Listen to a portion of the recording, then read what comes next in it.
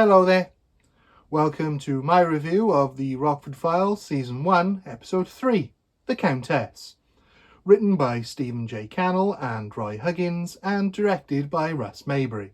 The episode begins once again with Jim mid-case as he sets himself up on a hillside with a state-of-the-art camera and convenient separate battery pack that today would fit in your pocket.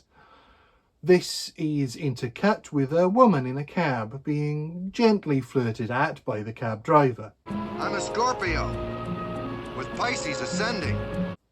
She is the Countess of the title, Deborah Ryder, played by Susan Strasberg, daughter of legendary acting coach Lee Strasberg, which is somewhat ironic as James Garner was probably the antithesis of a method actor. The Countess has hired Jim to record the meeting she is having with lowlife blackmailer Carl Brago. Brago is played by Dick Gautier, who I know best as Jaime on Get Smart. I told him I was a robot. How in the world did you ever get him to believe that story? At this meeting, he quickly uncovers her hidden tape recorder, and they have a cryptic conversation about what's going on before he drives them both off to a less conspicuous location, just as Jim gets interrupted by local law enforcement. Hey, what are you doing here? It's an intriguing opening where we only really get a sense of what is going on after it's over, when Jim shows the recording to the Countess on a very early form of VHS. What was that? Oh, it was a cop. He caught me in a fire hazard area. Their sting operation has proved useless without the audio. We didn't get enough, did we? No. No, we need the soundtrack. We then cut to a party at the Countess's, where an unusually smartly dressed Jim is having a blast teasing her high-class guests. Did you meet the Countess in Europe? I met her at Marineland. I run the hot dog concession next to the killer whale exhibit. The Countess loves my footlongs. I make them great. Would you excuse me? Yes. I don't know if this scene is supposed to be as laced with innuendo as it is, especially because Garner plays the dialogue off so nonchalantly, but it definitely sounds a little bit rude to modern ears. Brago is also at the party, the epitome of 70s medallion man cliches, and Jim also meets the Countess's new husband, Mike Ryder, a down-to-earth character who gives Jim another tip about the sort of man that Brago is. I saw him go after a guy at a party once. He pretends to shake your hand and then tries to kick your kneecap off. Inside the Countess's house, she explains more about her plight to Jim than she has previously revealed. She met Brago in Chicago when she was very young and naive, and was roped into working for the mob by Brago until she was arrested. Then she fled to Europe while on bail, met the Count and married him. When he died, she met Mike and returned to the US under her new identity, until she bumped into Brago at a party. That's when the blackmailing began. Jim goes to see Brago at his beachside home, where he is cavorting with a young lady. They talk, and Jim tries to convince Brago that he is planning on blackmailing the Countess himself, so Brago should back off, which is of course a lie. Brago claims to acquiesce, but Jim knows better and gets into a fight, which is only broken up by Brago getting shot.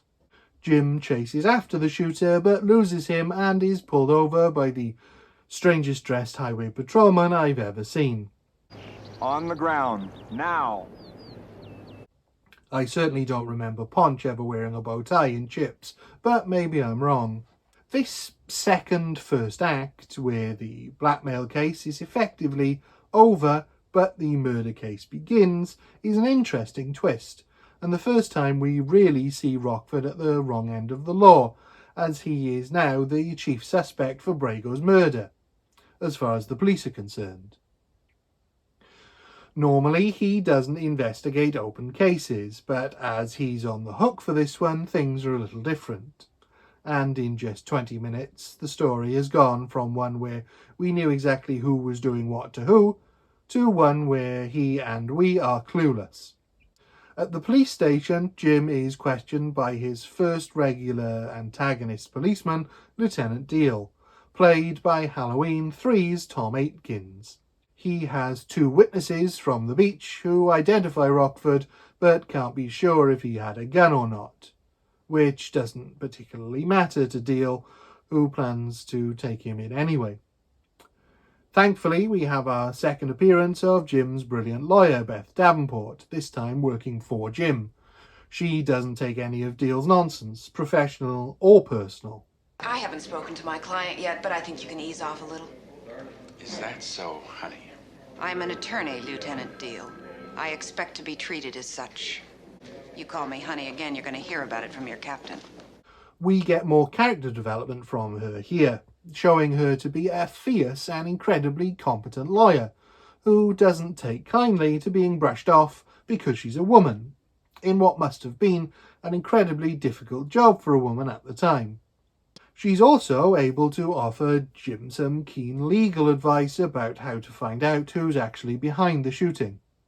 Anyway, there's the possibility that whoever really killed him is going to pony up a fake witness against you just to clear the books. The chemistry between Garner and Corbett continues to delight as they have this smart back and forth. They do a really fantastic job of fleshing out her character a little more with each appearance, without it being confusing if you haven't seen her in the previous episode she was in, which is quite a skill. It's also nice how she has her own agency. She isn't just there to get Jim out of trouble with a bit of legalese. She is a fully rounded character who is able to dispense useful information. Jim returns to his trailer only to discover someone's turned over the place and erased his tape of the Countess. So he goes to see her and uses a clever ruse to discover if she was behind it. Come on, honey, I got you on videotape. Remember Carl taking the purse from you, all that, huh? I'll buy the tapes. I'll pay you. I'll pay you anything you want. You will, huh? I said I'd pay you. I don't have the videotapes anymore. Somebody erased them. It's brilliant writing like this that really puts the show a level above that of other detective shows.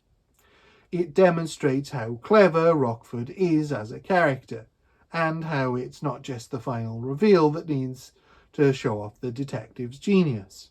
In these scenes, we also get a very early appearance from a young James Cromwell, who would go on to have a very long career in everything from Babe to Star Trek, and of course, Murder by Death with Peter Falk. That's not the only Columbo connection I spotted in this episode though, as Todd Martin, who plays the bow-tied highway cop, appears as one of the many Sergeant Burkes in 2 Columbo episodes, and William Bryant, credited only as Thug here, also makes 2 appearances in Columbo episodes. Those were the only ones I spotted though, so if you saw any more, please let me know in the comments. Dick Gaultier's appearance in Mrs. Columbo doesn't count though. Rockford's next stop is Brago's beach house again, where we get a look at his unique interior designs tastes. I'm really glad that curtains that match the bedclothes is a fashion that never took off. Here he finds the contact details of the woman he saw there earlier, Leah Richards, who is uncredited in this episode for some reason. As he finds her information, she is at the police station saying that she saw Rockford kill Brago, just as Beth predicted.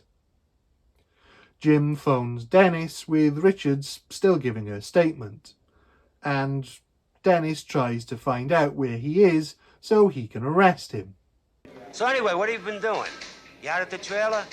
You know, we ought to get together and try and get us some yellowtail. Yellowtail?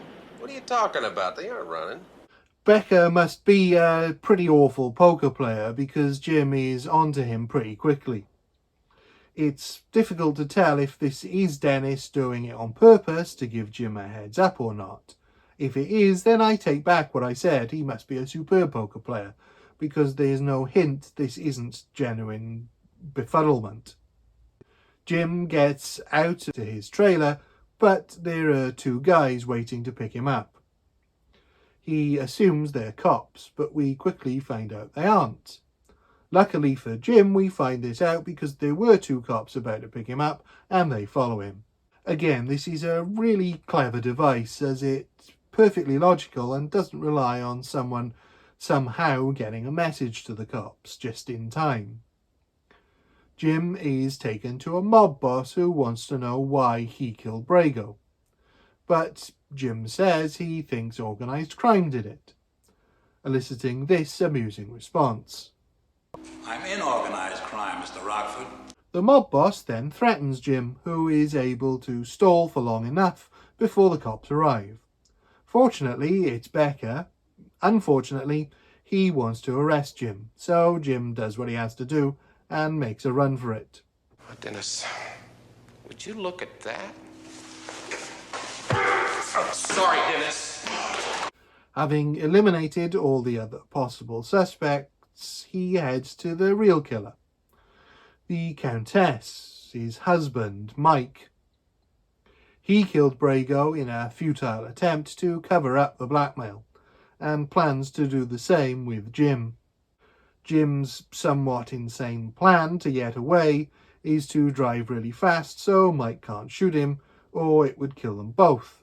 But Mike shoots anyway, sending the car off the road, which Jim is able to roll clear of, which is, to say the least, interesting. This ending is ambitious and it feels believable, but it also feels a little disappointing, having seen Jim be so clever for the rest of the episode. He takes a huge risk and he is lucky to survive, which definitely feels incongruous compared to how he's reacted to other life or death situations we've seen him in up until this point. In the denouement, he wraps things up with the cops, and we find out that Mike will not survive his injuries. And Jim's able to offer some sage-like advice to the Countess that reveals more about the type of person he is, and is a touching moment to end on. We're all scared to death. What you do is, you just keep laughing. Overall, this is a really well put together episode with lots of good twists and turns, some great detective work, great characters and strong performances. But I think the ending lets it down a little and is a little rushed. Plus, in the face of so few possible suspects, it's an easy process of elimination to work out who killed Brago.